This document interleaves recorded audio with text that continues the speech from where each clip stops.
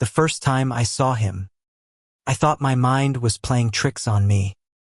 The forest had been silent, broken only by the crunch of my boots on the dirt trail. When suddenly just ahead, between the trees stood a man, stock still, smiling and waving as though he had been waiting for me. I stopped dead in my tracks. My body reacted before my mind caught up. The sting of cold sweat beaded along the back of my neck, and I felt my grip on the hiking pole tighten. 4 days in the Wyoming backcountry had taught me to fear silence more than noise. Animals made noise. Life made noise. It was the unnatural stillness that made danger real. He didn't move except for the slow, deliberate wave of his hand.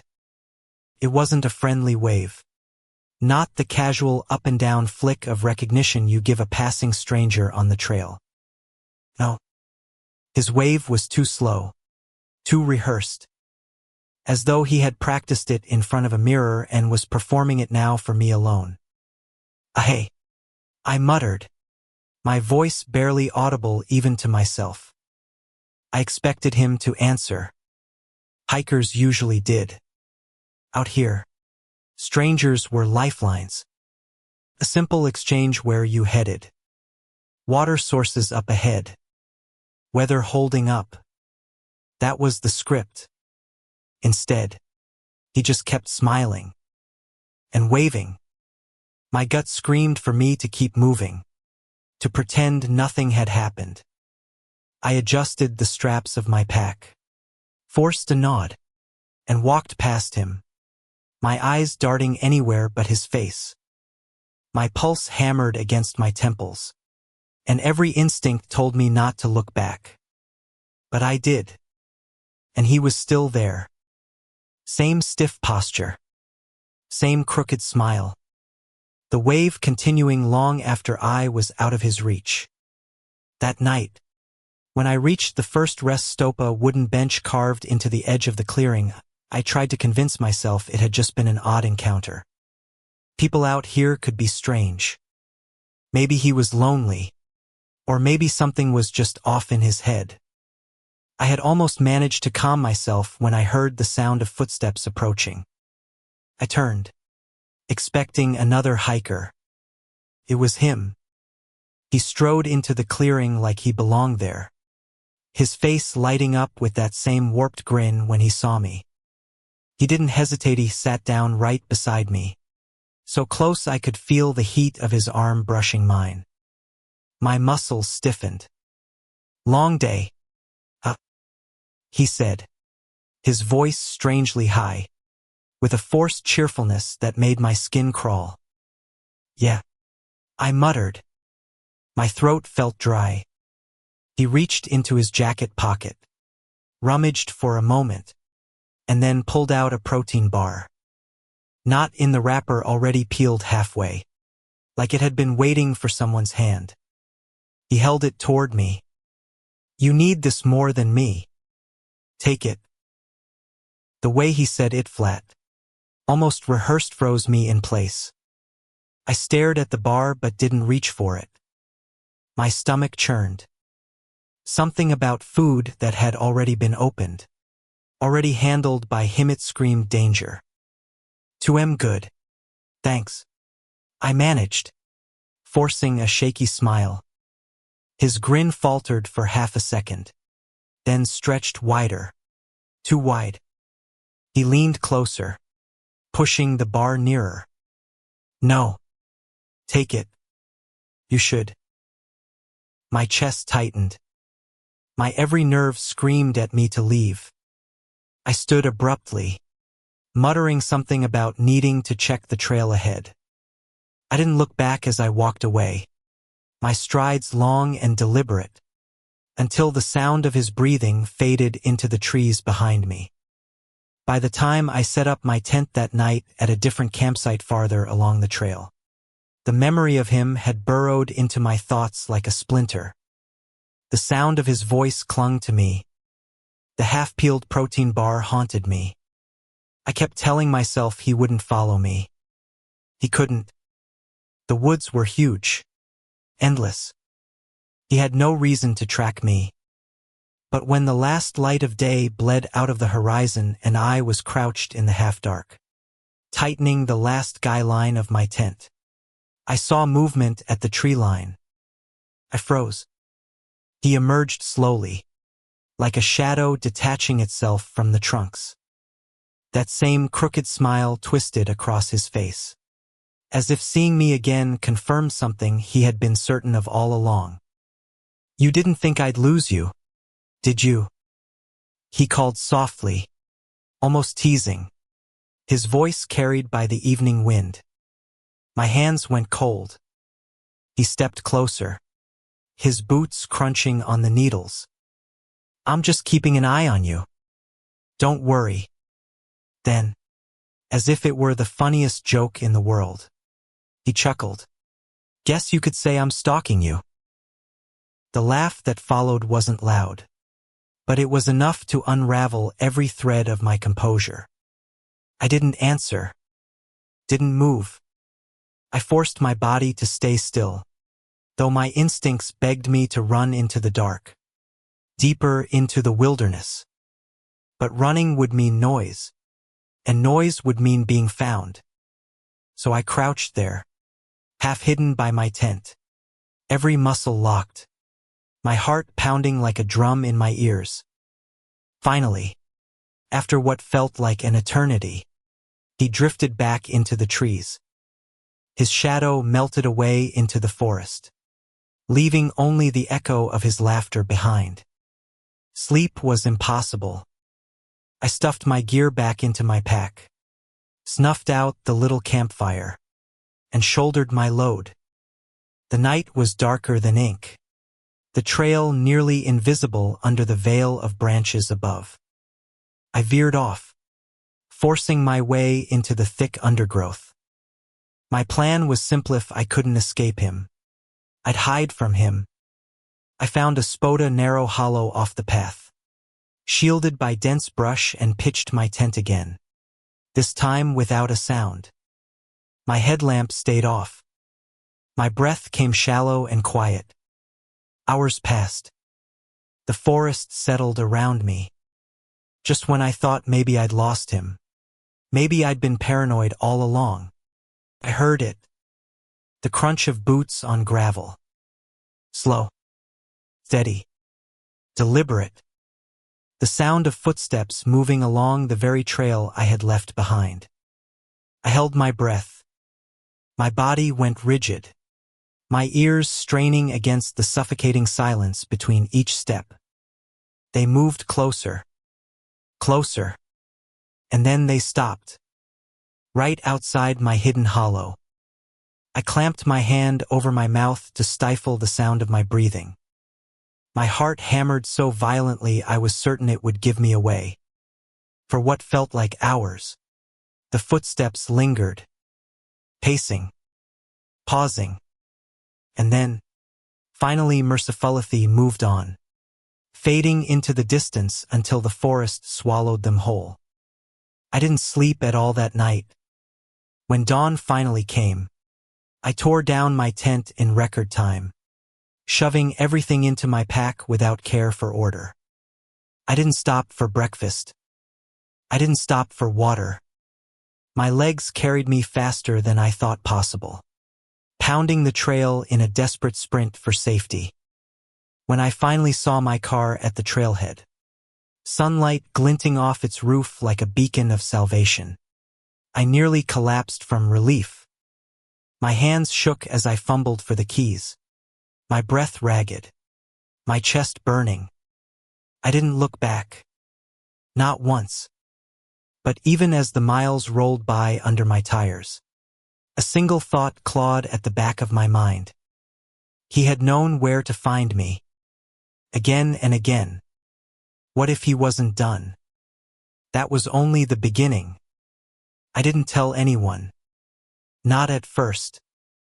Who would believe me?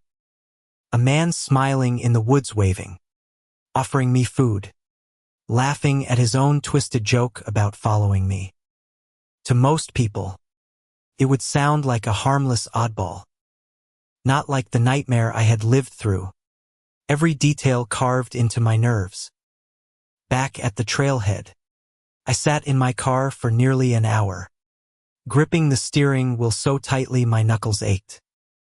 My brain screamed at me to leave, to drive until the forest was nothing but a distant blur in my rearview mirror. But my body refused to move, as though some part of me feared he might be standing at the tree line, just beyond sight, waiting for me to turn my back. Eventually, I turned the key. The engine growled to life, and I drove. My tires kicked gravel onto the road behind me, each mile a little lighter, a little safer. But safe wasn't how I felt. Not even close. By the time I reached town, the sun was setting, and the golden light bathed the mountains in a glow that should have been comforting. Instead, it only reminded me of how quickly day turned to night, how easily shadows devoured the world. I checked into a small roadside motel. The clerk was a young woman with tired eyes and a name tag that read Lynn. She gave me a polite smile, but the second she handed me the key, my mind flashed back to his smiley naturally wide, bent out of shape by something I couldn't understand. I forced myself to breathe. This was normal life. I was back in civilization. But as I lay on the stiff motel mattress that night, staring at the ceiling, every creak of the pipes, every shuffle of footsteps outside the door sent a shiver down my spine. I couldn't stop hearing the crunch of boots on gravel, pacing outside my hidden tent. The next morning, I woke with the decision carved into me like stone. I couldn't just walk away from this. If I did, the memory would eat me alive. So I went to the local ranger station. The man behind the counter was in his 40s, sun-worn and broad-shouldered, with a badge pinned to his uniform. His name tag read Ranger Keller. He listened while I stumbled through the story, my words tumbling out in a rush. The man in the woods, the wave, the protein bar, the laugh, the footsteps outside my camp. For a long time, Keller said nothing. He just leaned back in his chair, arms crossed, studying me with narrowed eyes. Finally, he sighed. "You're not the first person to mention something strange on those trails." My chest tightened. "What do you mean?" Keller rubbed his jaw, clearly debating how much to tell me. "We've had a few hikers over the years report a man out there. Mid-40s. Pale.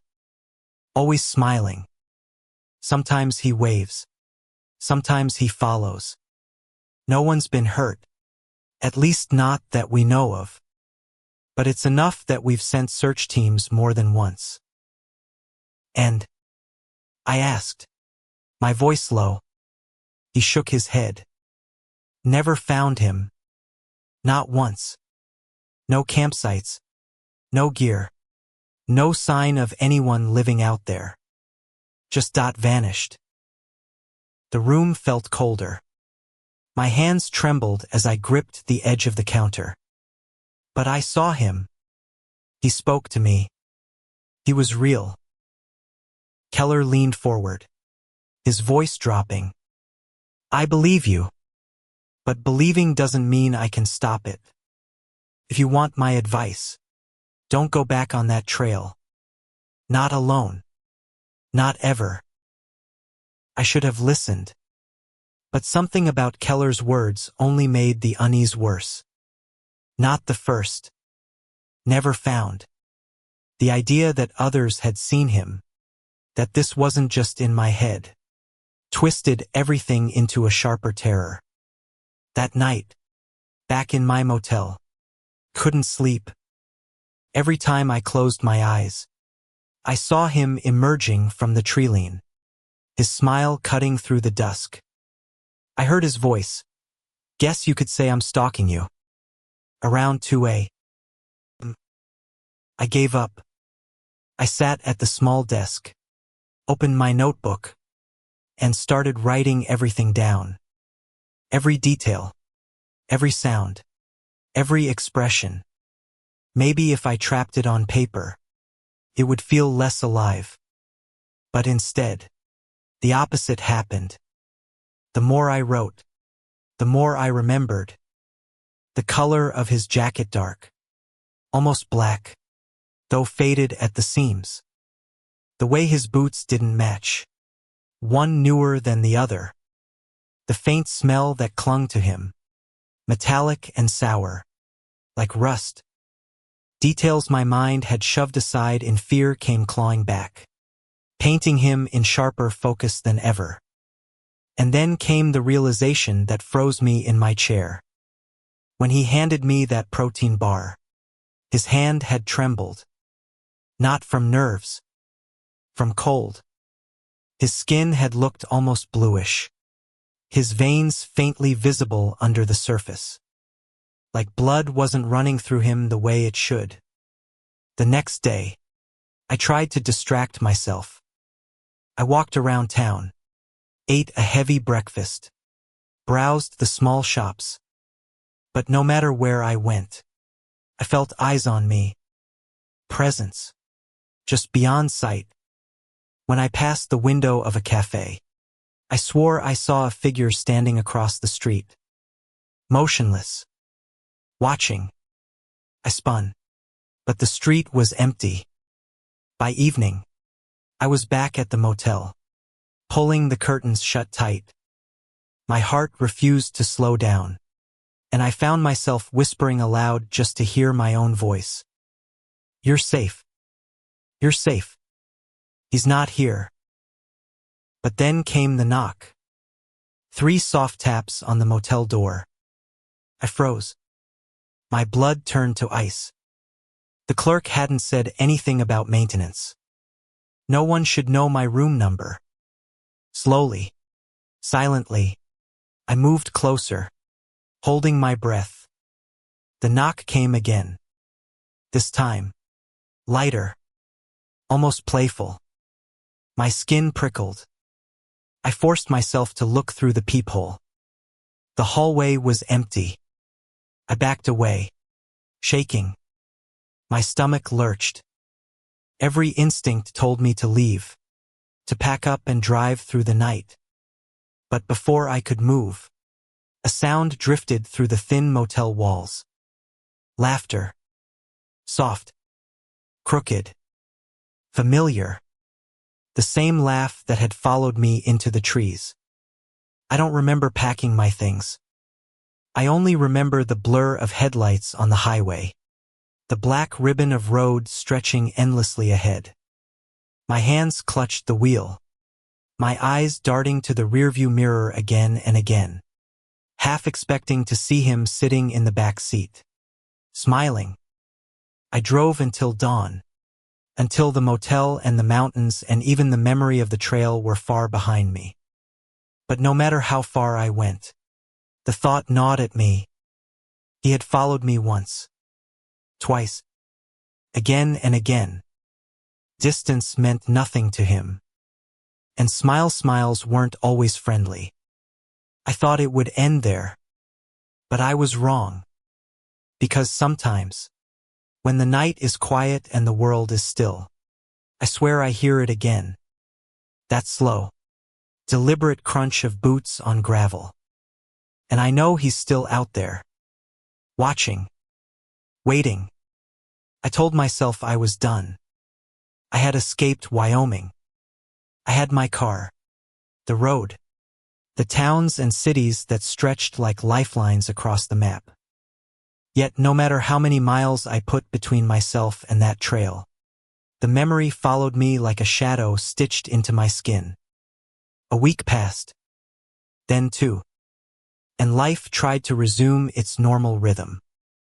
Work emails. Grocery shopping. Calls from my sister. I even started running again, circling the neighborhood park just to remind myself what it felt like to breathe without fear. But fear has a way of finding cracks. One evening, as I jogged down the trail behind the park, I noticed him again. Not close, not obvious, just a figure at the far edge of the trees, standing still among the shadows. The way he had that first day, his hand lifted, slowly, steadily, in that same unnerving wave. I stopped running. My lungs burned, my legs heavy, but it was my chest that locked tight. My mind screamed that it wasn't possible. I was 2 states away from Wyoming. He couldn't be here. When I blinked, the figure was gone. I didn't sleep that night. Every creak in the house, every whisper of wind against the siding set my nerves on fire. By 3 in the morning, I was pacing the living room, lights blazing. And then came the noise. A faint scratching sound at the back door. I froze mid-step, my ears straining. The sound came again. Deliberate, measured. Not like an animal. Not like the wind. A dragging scrape, as though someone were tracing the outline of the door with a fingernail. My chest seized. Slowly, I crept closer, holding my breath. Through the glass, I could just barely see the silhouette of a hand pressed flat against the door. Fingers long, pale, spread wide. And then it curled into a wave. I stumbled back, choking on a gasp. My hands fumbled for the light switch, for anything to break the darkness. When the porch light flared on, the figure was gone, but the glass bore the faint, oily imprint of a palm. The next morning, I packed a bag, clothes, cash, a knife I hadn't used in years. My instincts screamed that running wasn't enough, but staying was worse. I drove across state lines, into the next town, the next, then the next. Cheap motels, truck stop coffee, restless nights where every knock in the hallway made me jolt awake. But it didn't matter where I went. In Utah, I caught sight of him in a gas station mirror, standing behind me in line, though when I turned, the store was empty. In Colorado, I heard his laughter outside my motel window, soft, stifled, as though he were crouched just beneath the sill. By the time I reached Nebraska, I was unraveling. My hands shook constantly. My reflection in the mirror was a ghost. My eyes hollow, my face gaunt. I couldn't keep running. So I went back. The trail in Wyoming was exactly as I remembered, quiet, vast, endless. The ranger station loomed at the edge of the lot. But I didn't go inside. What could I say? That the man I'd seen was following me across states. That he had pressed his hand against my back door hundreds of miles from here. No. This was between me and him. I started walking. Each step carried me deeper into the forest. The world closing around me with the smell of pine and earth. The silence was heavier now, as if the woods themselves were waiting. And then, just as before, I saw him, standing among the trees, motionless, smiling. But this time, he didn't wave. He stepped forward. My body locked, terror anchoring me in place as he emerged from the shadows. His pale skin almost luminous against the darkness. His grin stretched wider, the corners of his mouth trembling as though it barely held back something worse. "You came back," he said softly, his voice cracking like dry wood. I tried to speak, but the words strangled in my throat. He tilted his head, eyes unblinking. "I was afraid you'd keep running. But you're here. With me." The forest seemed to tilt, the ground beneath me unsteady. My breath came in shallow gasps, but I forced my legs to move. One step back, then another. He followed. Not fast, not threatening, just steady, like he knew there was no place left to run. I don't remember how long I walked that day. Hours blurred into each other, the trees stretching endlessly. Every time I turned, he was there, sometimes close, sometimes distant, but never gone. His crooked smile never wavered, his eyes never blinking. At dusk, I stumbled into a clearing. My legs gave out, and I collapsed against a fallen log, my chest heaving. When I looked up, he was standing at the edge of the clearing, watching. I screamed. The sound ripped out of me, raw and desperate, echoing through the woods. But he didn't flinch, didn't move, just smiled. And then, slowly, he raised his hand. That same wave, the same one that had started everything. Darkness fell. I lit no fire. I ate nothing. I just sat there, my knife gripped tight in my hand, my eyes never leaving the tree line. And all through the night, I heard him, the crunch of boots on gravel, the soft, crooked laugh, and the whisper so faint I almost believed it was in my head. You can't hide from me. When dawn finally broke, I was half mad from exhaustion. My eyes burned, my body numb, my mind cracked wide. But one thought cut through the haze, sharp and clear. If I was ever going to escape him, I had to know what he was. Man. Ghost. Monster. I didn't care anymore. I needed to see. So when he appeared again, pale and smiling in the morning light, I stood. My legs trembled. My knife shook in my hand. But I forced myself forward, toward him. His smile widened. And for the first time, he spoke more than a sentence. You finally understand. You were never supposed to leave. The knife shook in my hand, sweat slicking the handle, but I didn't lower it. He stood just a few feet away now, that grotesque smile carved into his face as though it had been there forever. You were never supposed to leave. He whispered again, and the words cut deeper than the blade I clutched. I forced air into my lungs. Who are you? My voice cracked, small and brittle against the silence of the forest. He tilted his head, the motion jerky, unnatural. I am the one who stays. His lips curled wider, his teeth pale and uneven. And now, so are you. My knees nearly buckled, but rage fought its way through the terror. I lunged forward, the knife striking through the space between us. But the blade met nothing. No resistance. No flesh. He was there and yet he wasn't. My arm cut through air as if I had slashed at smoke. I stumbled, gasping, my chest heaving.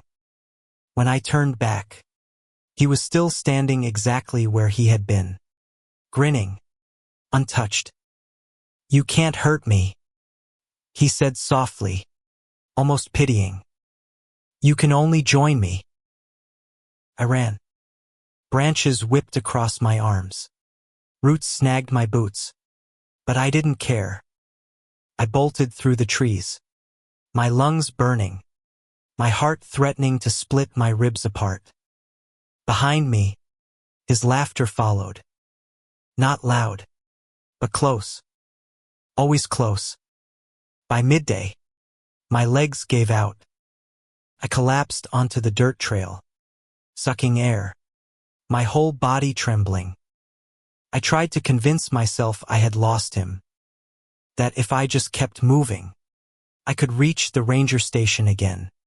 Beg Keller to believe me. To do something. Anything. But then, from the corner of my eye, I saw it. A shadow among shadows. A figure standing at the edge of the treeline. Smiling. The second night on the trail was worse than the first. I didn't bother with a tent. I simply sat against a rock. My knife still in my hand, though I knew it was useless. Every time I blinked, I saw him. Standing closer. Waving. Sometimes crouching. Like he was studying me. I whispered prayers I hadn't spoken since I was a child. My voice broke, and tears streaked my dirt-caked face. And just before dawn, I heard his voice again. It's easier if you don't fight. The words crawled inside my skull and stayed there. The third day, I was delirious. My lips cracked from thirst. My stomach clawing at itself in hunger. I stumbled through the forest in a haze. And sometimes I wondered if I was still alive. When I looked up, he was walking beside me. Not behind. Not ahead. Beside me. His footsteps matched mine, though I never heard them. His head turned slowly. His grin inches from my face. See, he murmured. We belong together. Out here. Always. I screamed and swung the knife again, but my hand sliced through empty air. He laughed, and the sound curdled the marrow in my bones. By the time I reached a small stream, I was barely conscious. I dropped to my knees, cupping the cold water in my hands, gulping it down until my stomach hurt. And then I saw the reflection. Not mine. His. Behind me in the water's rippled surface. His face stared back, grinning, his mouth stretching impossibly wide. I spun, gasping, but the forest was empty. The reflection lingered a moment longer, then vanished. I don't know how many days passed after that.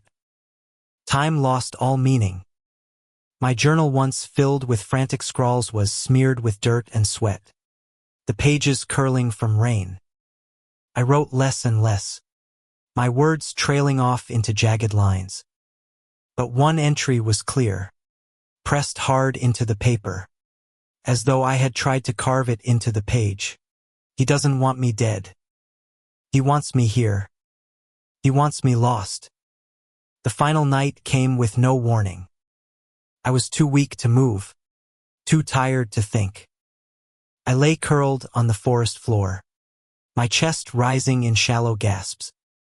The air was cold, sharp, and filled with the scent of pine. And then I felt it. A hand. Cold. Heavy. Pressing against my shoulder. I forced my eyes open, and there he was kneeling over me, his face inches from mine. His smile was gone now, replaced with something worse. His lips trembled, his eyes wide and hollow, as though even he was trapped in his own body. You see me now, he whispered, his breath colder than the night air. You see what they all see, before they stay. My throat locked, words frozen inside me. He leaned closer, his voice a rasp. You don't leave the trail. No one leaves the trail. I woke to daylight. At first, I thought I had dreamed it all. The forest was silent, the air still. My knife lay useless at my side, my pack torn open and scattered. But when I pulled myself up, my stomach dropped. Carved into the dirt around where I had slept were dozens of footprints. Too many to belong to one man. All circling me. All facing inward. Somehow, I made it back to the trailhead. I don't remember walking. I don't remember breathing. One moment I was in the forest. The next I was stumbling into the gravel lot. My car sitting untouched like it had been waiting for me. The ranger station was closed. The windows dark. When I collapsed into the driver's seat, I felt nothing. No relief. No fear. Just emptiness. I turned the key. The engine roared to life. But before I could shift into drive, I saw it. On the windshield. A handprint. Pale. Oily. Pressed into the glass from the inside. That was 3 months ago. I left Wyoming. I left my job. I left everything. But no matter where I go, the smile follows. In reflections. In crowds. In the spaces between dreams. And sometimes, late at night, when the world is quiet and I'm lying in a dark motel room, I hear it again. The crunch of boots on gravel. Slow. Steady. Coming closer. And I know, with every bone in my body, that sooner or later, I won't wake up outside the trail. I'll wake up on it. With him. Forever.